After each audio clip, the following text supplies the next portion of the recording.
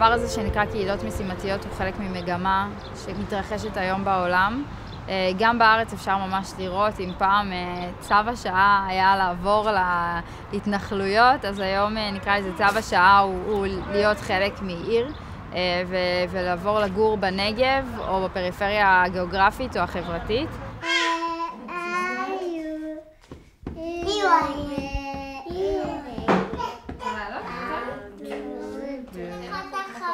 באנו כאן באמת בלי הורים קרובים, בלי יותר מדי עזרה מסביב. זה באמת החברים שלנו שגרים נורא קרוב, כאילו אנשים שגרים מטר, אתה צריך שנייה, ילד חולה, צריך שמישהו ייקח אותו מהגן, לא יודעת מה, צריך עזרה בבישולים למשהו, כאילו אנחנו ממש כאן אחד בשביל השני.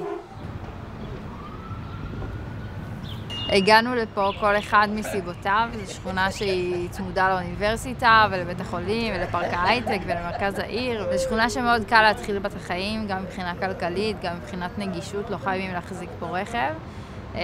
וחוץ מזה יש לה איזשהו קסם שהשתלט על כולנו. אני חושבת שאם תשאלי את כל חברי הקהילה, זה יהיה או ג' או לא באר שבע. הדברים שאנחנו מצליחים להזיז פה בשכונה, אם זה הגנים שלנו, שנותנים מענה לכל תושבי השכונה ומספקים חינוך הרבה יותר איכותי ממה שהיה לפני שהגענו לכאן, אם זה הבית ספר. ואפשר גם להגיד שבטווח הקצר, אני חושבת שזה שרואים פה, שאנחנו מסתובבים פה, שאנחנו נותנים פה, מביאים איזושהי רוח אחרת. התנעה והובלה ודחיפה נמצא עם הידיים, אבל זה ממש לתת את הדחיפה הזאת ביחד עם העירייה ושיתוף עם בית הספר כדי לייצר פה איזושהי פלטפורמה שמאפשרת לנו לקבל חינוך איכותי בשכונה.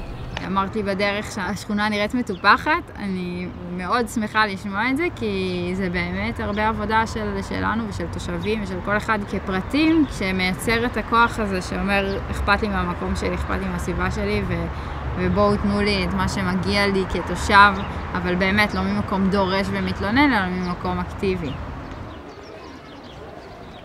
אנחנו באים לחיות פה חיים טבעיים, ולכן אין איזשהו קשר מלאכותי של הקהילה עם תושבים פה בשכונה. הקשר הוא מאוד טבעי לכל משפחה. לנו יש קשר עם השכנים, יש משפחות שגרות ליד המרכז קליטה, יש להם קשר עם החבר'ה של המרכז קליטה, וכל היוזמות גם צומחות משם. כנראה לא מזהים אותנו כאיזושהי קבוצה מגובשת כדי להביע דעה עלינו כקהילה. זאת אומרת, יכולה לשאול מישהו ברחוב מה הוא חושב על משפחת אלחייני, או מה הוא חושב על כל חבר אחר בקהילה, ואין פה לדעתי איזשהו יחס אלינו, מזוהה אלינו כקהילה, ואותי זה דווקא משהו שהוא משמח. חסרות פה משפחות שגרות ומשלמות מיסים, והראש שלהם מעל המים כדי להגיד אכפת לי ממה שקורה מסביבי. בסוף עם הילדים, זה האתגר, העניין החינוכי, העצמאות שכנראה ייקח זמן עד שהם יוכלו לקבל פה. יש לפעמים קטטות, בגינות, ברחוב.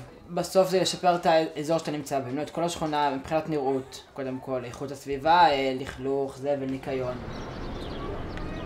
בעוד 10 שנים אני רואה הרבה משפחות גרות בשכונה.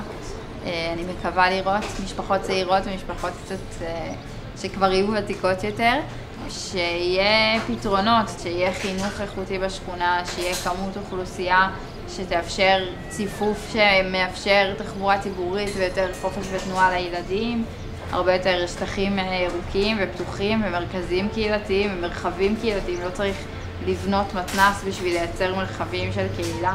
זה לא פשוט למישהו להגיד, אני גר בשכונה ג' לכל חיי. לא יודעת אם לכל חיי, אבל 10 שנים הקרובות. ואני חושבת שאם נראה כאילו הרבה משפחות שאומרות ועושות את זה, אז לדעתי מראה על התפתחות גדולה.